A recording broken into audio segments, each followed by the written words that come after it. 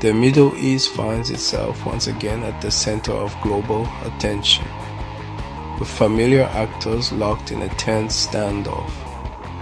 Former President Donald Trump, back in the spotlight, has issued stark warnings to Iran, raising the specter of renewed conflict.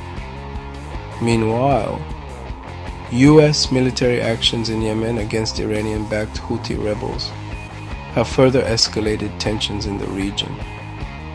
This latest chapter in the long and troubled history of U.S.-Iran relations is fraught with danger, raising questions about the potential for miscalculation and the future of stability in the Middle East.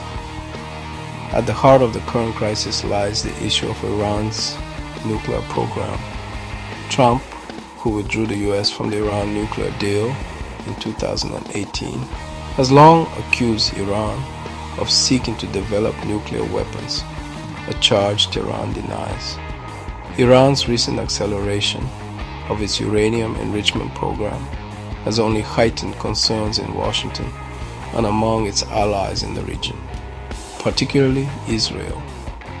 Adding fuel to the fire are the actions of the Houthis in Yemen. This Shia Muslim group, which controls much of Yemen, has been locked in a brutal civil war with the Yemeni government and a Saudi-led coalition for years. The Houthis have launched numerous attacks on shipping in the Red Sea, a vital waterway for global trade, prompting a U.S. military response. The situation is complex and volatile, with the potential for miscalculation high. The international community watches anxiously, hoping for a peaceful resolution to the crisis. On March 12, 2025, former President Trump sent a letter to Iranian President Ebrahim Raisi, marking his re-emergence onto the global stage. The letter, delivered through intermediaries in Oman, contained a blunt message: engage in serious negotiations over Iran's nuclear program or face the consequences. Trump, known for his aggressive foreign policy approach, left little doubt about the potential repercussions of Iranian inaction, hinting at military action. This move, reminiscent of Trump's dealings with North Korea during his presidency, sent shockwaves through diplomatic circles. Many observers noted the similarities in Trump's tactics, a combination of threats and the potential for direct engagement. The Iranian government, however, remained defiant, rejecting direct talks with the U.S. and insisting on its right to develop its nuclear program for peaceful purposes. The letter, while alarming to some, did not come as a complete surprise. Trump had repeatedly criticized the Biden administration's attempts to revive the Iran nuclear deal, arguing for a more hardline approach. His decision to insert himself back into the fray underscores the deep divisions within the U.S. regarding Iran policy and the volatile nature of the region itself. Looming over the current crisis is the shadow of Iran's nuclear program. Iran has long maintained that its nuclear ambitions are purely peaceful, aimed at energy production and other civilian uses. However, the country's enrichment of uranium to near weapons-grade levels has fueled suspicions that Tehran harbors aspirations of developing nuclear weapons. The International Atomic Energy Agency, the UN's nuclear watchdog, has expressed concern over Iran's nuclear activities, reporting in February 2025 that the country had significantly accelerated its production of highly enriched uranium.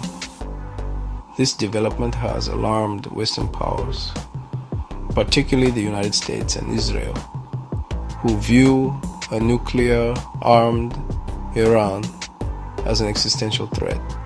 Adding to the tension is the lack of a functioning diplomatic agreement to limit Iran's nuclear program.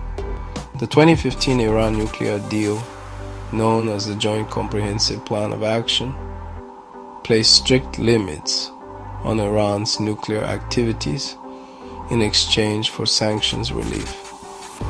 However, the Trump administration's withdrawal from the deal in 2018 and the subsequent reimposition of U.S. sanctions have effectively crippled the agreement. Section 4. Striking from the skies, U.S. actions in Yemen. As tensions simmer over Iran's nuclear program, the United States has taken decisive military action in another corner of the Middle East, Yemen. On March 15, 2025, the U.S. launched a series of airstrikes against Houthi rebels in Yemen, marking a significant escalation of U.S. involvement in the country's long-running civil war. The strikes, according to the Trump administration, were in retaliation for Houthi attacks on commercial shipping in the Red Sea. The Houthis, who control key ports along Yemen's Red Sea coast, have repeatedly targeted ships in the strategic waterway, disrupting international trade and raising concerns about the safety of maritime navigation. The U.S. military action has drawn criticism from some quarters, with concerns raised about the potential for civilian casualties and the possibility of further inflaming the conflict in Yemen. The Houthis, for their part, have vowed to retaliate against the U.S. strikes, raising fears of a wider regional conflagration. Section 5. The Houthis rebels with a cause. The Houthis, officially known as Ansar Allah, or supporters of God, are a Shia Muslim group that has emerged as a major player in the Yemeni civil war. Drawn primarily from Yemen's Zaidi Shia minority, the Houthis have long felt marginalized by the Yemeni government, which they accuse of corruption and discrimination. The group's ideology is a blend of political and religious beliefs, emphasizing social justice, opposition to foreign interference, and adherence to their interpretation of Islamic law. The Houthis rose to prominence in the early 2000s, launching a series of uprisings against the Yemeni government. In 2014, the Houthis seized control of the Yemeni capital, Sana'a, forcing the internationally recognized government to flee. The group's advance prompted the intervention of a Saudi-led coalition, which launched a military campaign in support of the Yemeni government. The Houthis, despite facing a superior military force, have managed to hold their ground, largely due to their knowledge of the terrain and their ability to exploit divisions within the anti-Houthi camp. The group's resilience, coupled with its alliance with Iran, has made it a major player in the region's geopolitical landscape.